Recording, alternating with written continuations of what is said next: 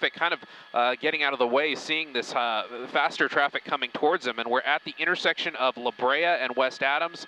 And now we're making a northbound turn on La Brea. You can see LAPD Southwest units, I believe, making a beeline to that intersection. And they're trying to catch up to this vehicle that is now possibly getting onto an on-ramp to the freeway right now. We're going to make sure what, we're going to find out exactly what on-ramp that is, and it looks like he's going to be taking the 10 eastbound towards downtown, and that is the 10 east, and I can see those LAPD units. You have 5 LAPD units speeding up towards that car and trying to do the best that they can to catch up to this vehicle, but technically they are not in pursuit. This is a tracking mode, but you can see they might want to get in pursuit because of the erratic driving that we're seeing from this driver either way. Ideally, when police go into tracking mode, they want to see the driver calm down and behave a little better, but we're still seeing this erratic driving using that far right shoulder to get around traffic. And looking ahead, there's a lot of traffic on that eastbound 10 as you go through downtown, so this driver is going to have a lot more of that traffic to deal with, and we'll see how he reacts. But judging from this behavior right now, really very interested in using that far right shoulder. That's presumably what this driver is going to continue to want to do as we continue eastbound now. Those LAPD units still in trail, still in officially in tracking mode, and we're going to see if they decide to hand this off to LAPD, or to CHP, excuse me. This was originally reported as a stolen vehicle, so that's all the information we have right now, but we do know that those 3 individuals right now in that vehicle are doing the best that they can, breaking traffic rules to get away from police right now. Looks like he has some damage to that driver's side passenger, the driver's side rear of the car there, and the rear door. But why? We've seen him plow through some stop signs. Dangerous, very dangerous. Saw him drive the wrong way on the road. So this is a very dangerous situation. Definitely the high speeds don't help.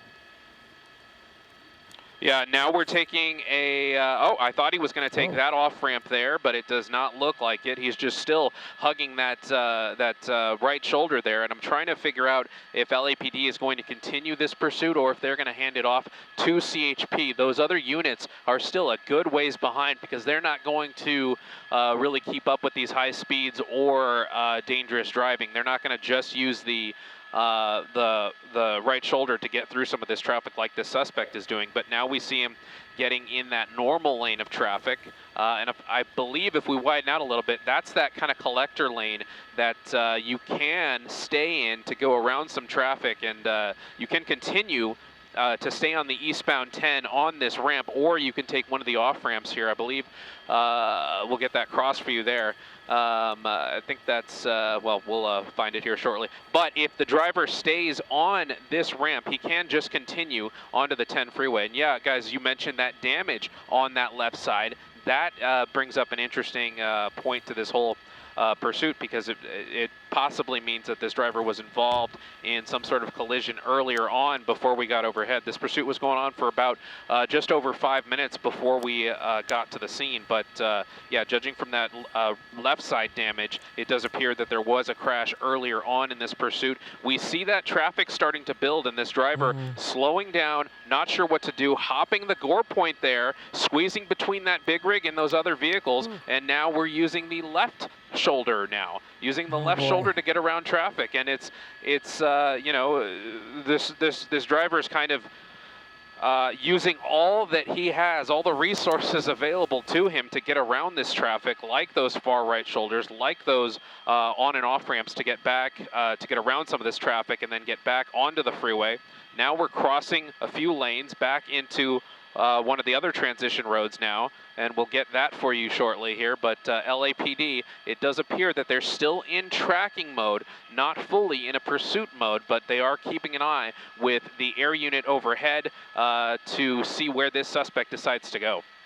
And Gabe, it looks like this person in front of the is stopping to possibly, I mean, I know that they're in traffic, but maybe that small SUV is trying to help authorities. But of course, that's never advised to do. But again, we all know LA traffic, and I was surprised that this driver could be making such good timing during this, because we know it's 4:20 on a afternoon, except for the only good thing is it is summertime, so a lot of people might be home as opposed to being on the road, so make it a little bit lighter. But again, we're looking at this and I don't know how. By the way, Gabe, it seems like this. If the suspect must know that he is being followed, because if you didn't think you were being followed, you wouldn't be driving quite so erratically. Right, exactly. And as we get a little bit of a wider picture there, we can see that those LAPD units were actually able to close the gap here and get right behind this suspect. Not, I shouldn't say right behind, because they're technically still in tracking mode, but they are behind the suspect. And you have to imagine that this suspect can still see those officers behind him. And that's why he's still driving erratically, like you said, still driving with the intent to get away. And you can see those 5 LAPD units inching forward. Again, they're technically in tracking mode still right now, but as they get a lot closer to this vehicle, you have to wonder if LAPD is possibly switching back into pursuit mode. But then you see maneuvers like that where the suspect, again, jumps over to that right shoulder, swerves around other vehicles to try and get around here. And I'm looking out the window here, seeing where those LAPD units are, and they are doing the same thing. They're doing what they can to keep up with this vehicle as he or she kind of jumps around these lanes. There's a lot of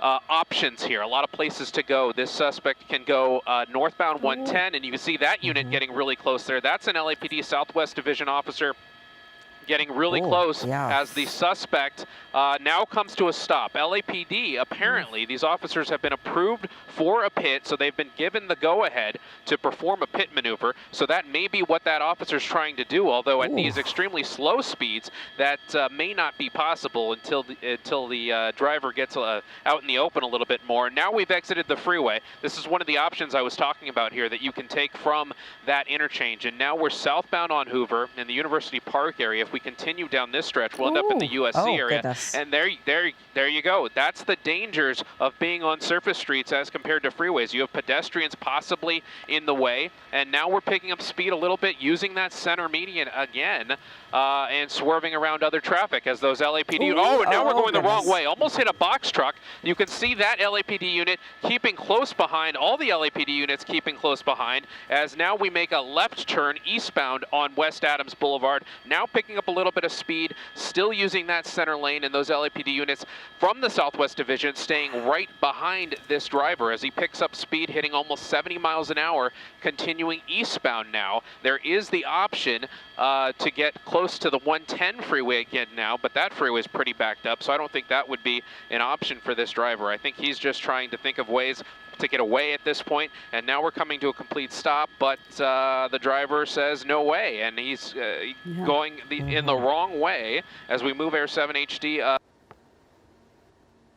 All right, you're hearing the pursuit taking place right there in University Park. Gabe Santos has been overhead, and they have been in tracking mode. We're going to continue to try to reestablish a connection there. Oh, here we go. We have it right there. Gabe, we got you back. Yeah. All right, guys, sorry about that. Well, we're maneuvering Air 7 HD around the other air traffic up here and the police traffic. So if you see us drop out momentarily, that's probably why. But we're now continuing northbound on Figueroa towards the downtown area now. So we've kind of gone from the West Adams area to the east to the University Park area, and now heading northbound through downtown. LAPD keeping a bit of distance between the driver and themselves as we make a right turn on 20th Street.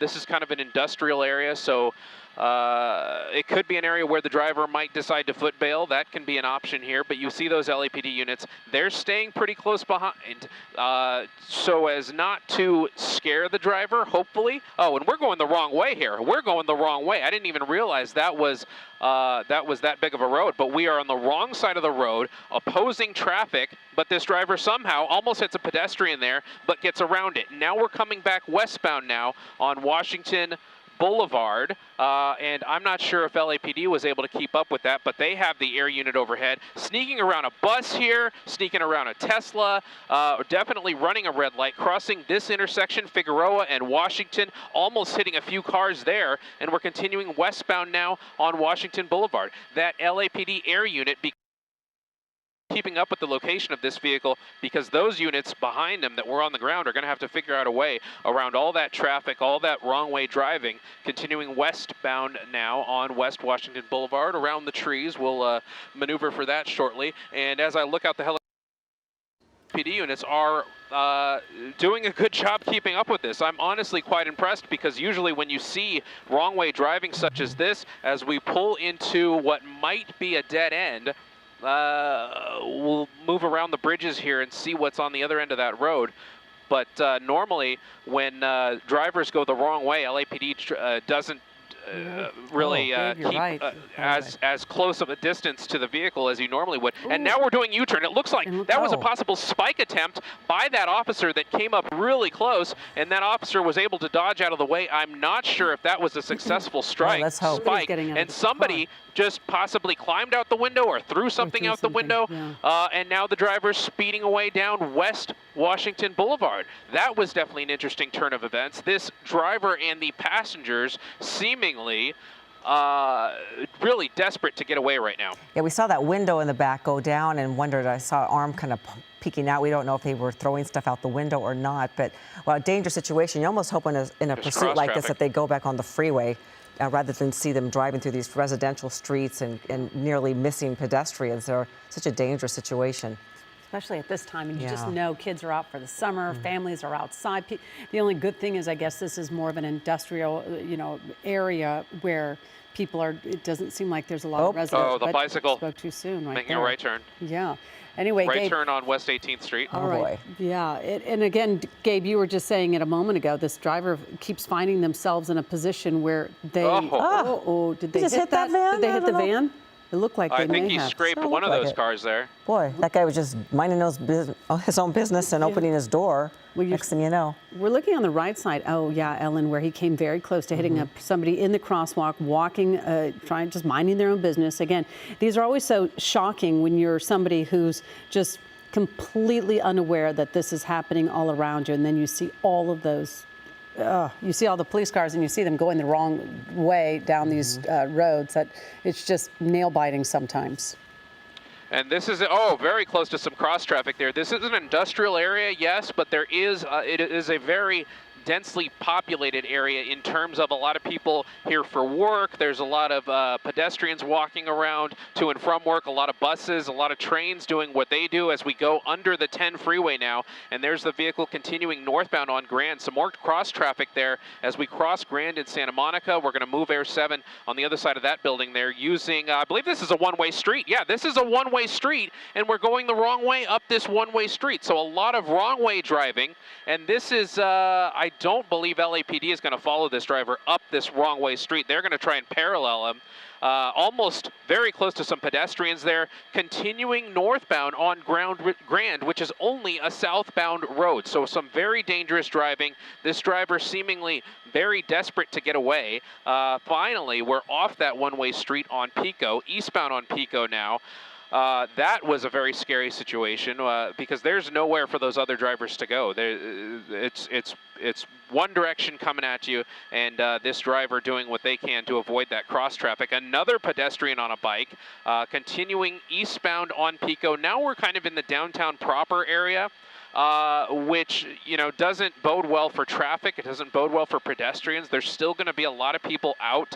It's almost 4:30 on a Tuesday. You see a lot of pedestrians crossing the sidewalk, and this driver, thankfully, hasn't hit any people yet, but we've seen a couple of close calls. We know there's damage to the side of the vehicle, possibly from an earlier accident and some earlier side-swiping action that we've seen. Now we're going northbound Los Angeles Street, approaching 12th. Some more pedestrians there in the middle of that crosswalk. Some very scary situations going through the very center of downtown. This driver, at least at this point, slowing down a little bit. I'm going to look out and see where LAPD is right now, and it does appear that they may have kind of given this driver a little bit more distance to see if he calms down at this point. Yeah, you would think that would be a very smart move, because the last thing you want to see is an innocent person being struck in one of these intersections, or just somebody, in their car, because we do know at these fast paces, many times people do get injured when these pursuits take on a really unneeded added level of intensity. So, but of course that driver does know that the LAPD knows where they are, because you see the LAPD helicopter. But again, for a while, the back passenger has had their window down most of the time, and I keep thinking, do they not have air conditioning? What's going on? Why do they have that down? Because the front driver does have their window up, and it's just very curious, and does not seem like the LAPD made a positive impact with that spike strip. Unfortunately, exactly. When they threw the spike strip out, it doesn't look like any of those tires are getting flattened, right, Gabe? I've been really closely watching that.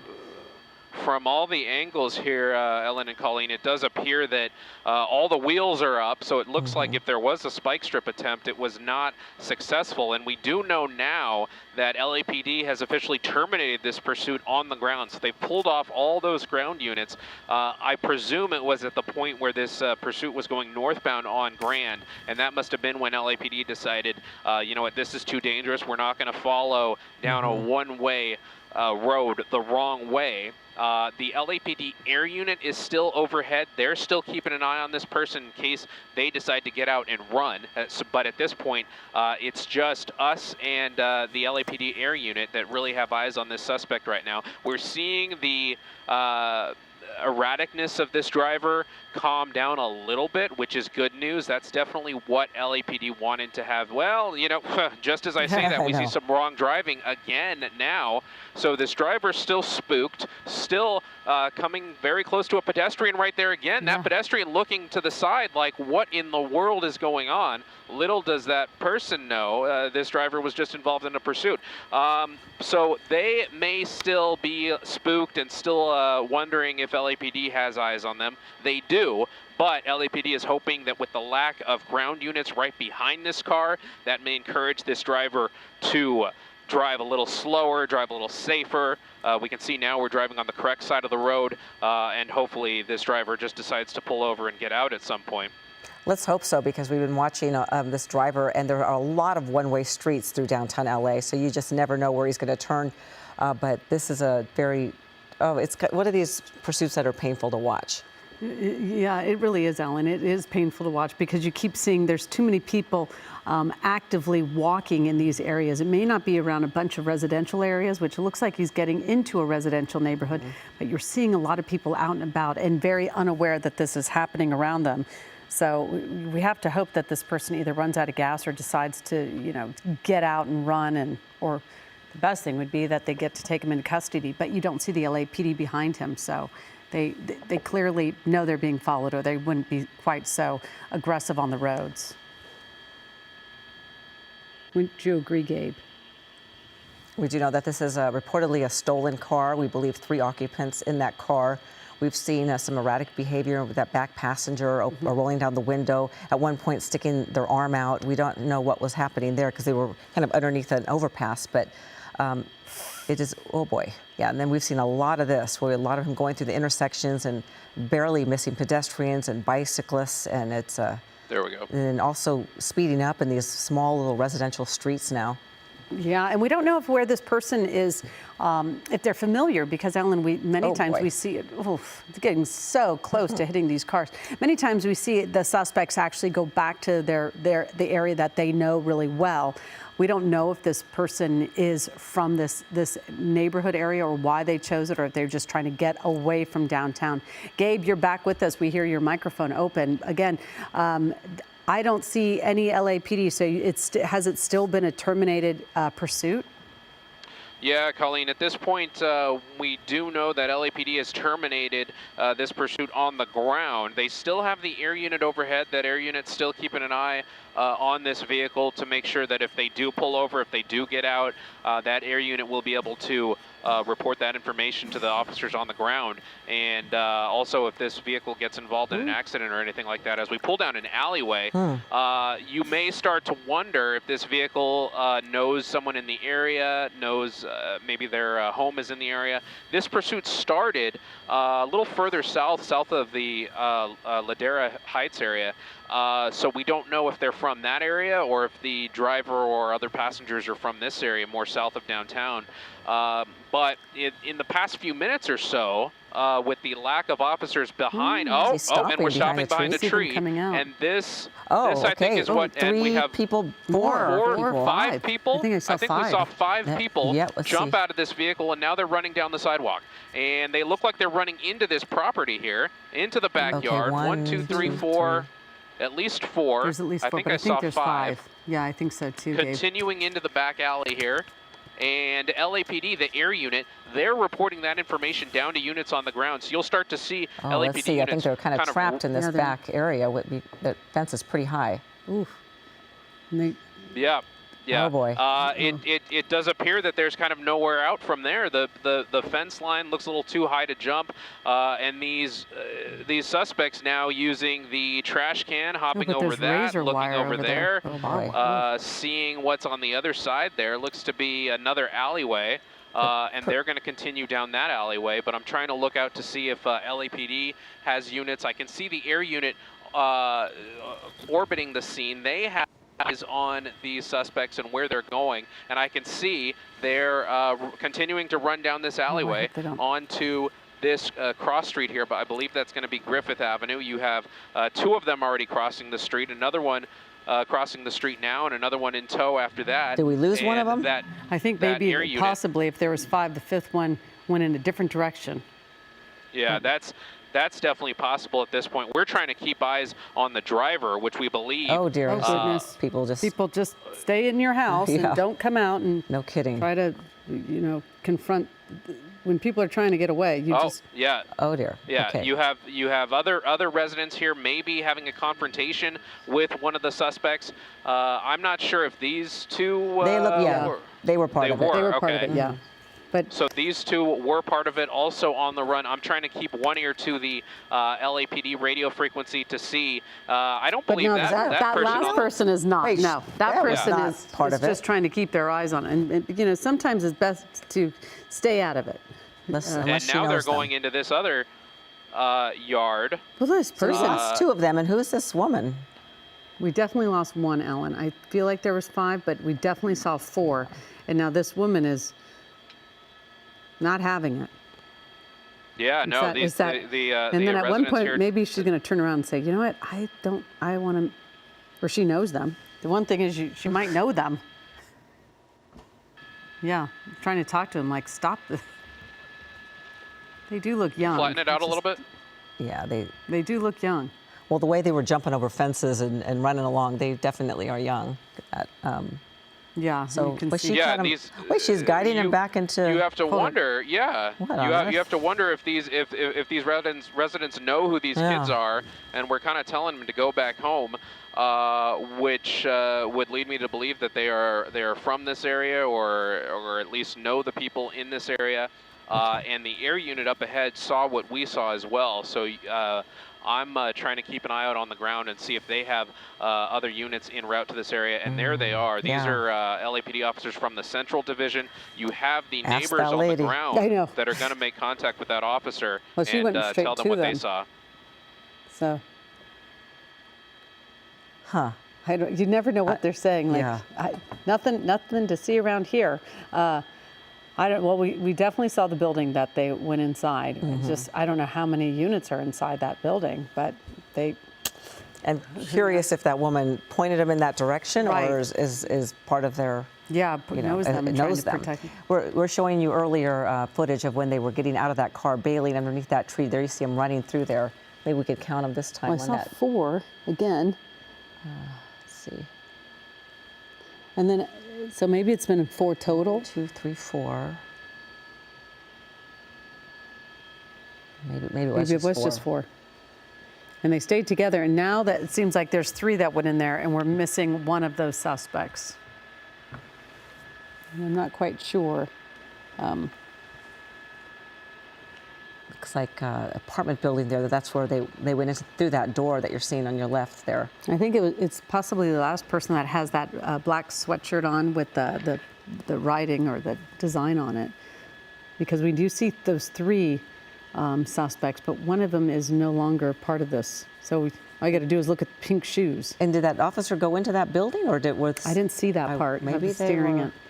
Identifying markers, because you know sometimes, Ellen, we've seen them where people try to get away and then all of a sudden, like that one suspect has those bright pink high tops or sneakers on, and then they're walking around with a totally different outfit but with something that's very identifiable. And Gabe, obviously you're hearing the scanner traffic. Have they gone inside this building? They have not. No, at this point, they're trying to get officers in position and get the officers on the ground aware of what's going on. It was Southwest Division officers that were originally involved in this pursuit, and these are Central Division officers now pulling up to the scene because that's the area that we're in now. So the air unit is trying to get those Central Division officers up to speed on what they saw and what they who they need to find. So those officers are slowly kind of pulling up to the address here and trying to gather information as best as they can with the information that they are getting from the air unit, and we're trying to figure out if they're going to get more units from Central Division here to see if they can go inside this home and talk to these kids, or see if they if they try some other means to try and take these people into custody. Yeah, you see a couple residents coming out of that apartment building and talking to the officers there. Perhaps they're going to be able to get some information from them. Yeah, we'll see. I mean, it's always hard. They don't, I mean, it's a stolen car, but we didn't hear anything about any weapons, or so hopefully they're unarmed and they give up peacefully, and even though it doesn't appear like it's going to be an easy apprehension.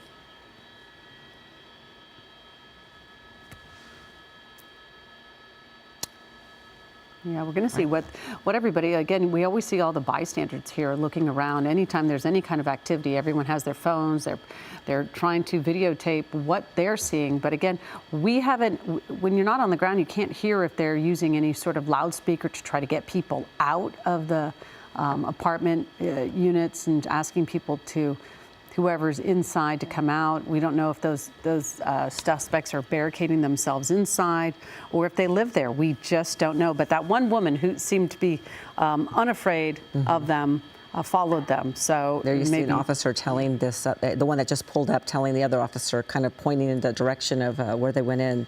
And how there might kind of gain access or what to do. Because this would be very stressful for any sort of law enforcement, because you can't really see what's behind that door, and you don't know how many people are there inside this unit. You don't know if there are weapons in that unit or anything. If someone's trying to protect them. This is East 20th Street near Griffith Avenue. You're looking at this live picture from the end of this pursuit. Well, not the end of the pursuit, but they foot-bailed just a few minutes ago, and now they're inside that building. We saw at least 4 suspects go into that building, and now officers are outside of that complex, just trying to figure out what to do and where to find these suspects and where they are inside that building. All right. Well, we're going to keep an eye on this and keep you posted, of course, and let you know the final result of this pursuit, which has been very strange and erratic, and thankfully we haven't seen anybody injured. Hopefully that remains the case. Absolutely. All right, moving on right now, 4 o'clock. She evaded capture for hours, even climbing fences and trees to get away. A bear runaway in an area not used to seeing them. It not only took time, but a lot of manpower and medication to get that bear back to where she belongs. Eyewitness News reporter Josh Haskell shows us how the bear was eventually removed. I just came back from Alaska last week,